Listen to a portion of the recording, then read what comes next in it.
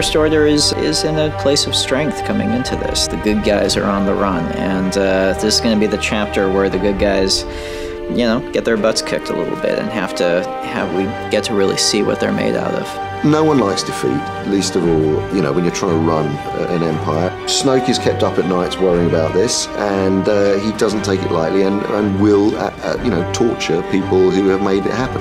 People like these guys who haven't done their job properly, quite frankly. Actually, what Annie's saying is true. Is like the pressure is just tremendous now on everybody underneath Snoke to try and not be just discarded because they've let him down. So I think that's a kind of a really cool place to start a movie.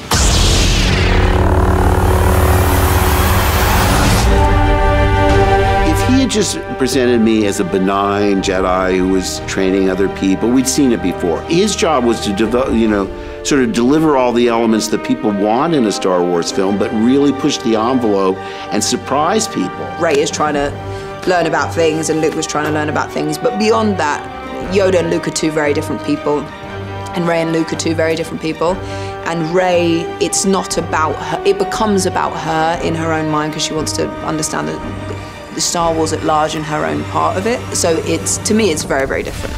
Obviously, it's part of the expectations that we all have with her going there, going to a remote planet to meet a Jedi Master. But as we know, like, our expectations aren't always met in life, so it's not necessarily going to be exactly what she or what we think. We are the spark that'll light the fire that'll burn the First Order down.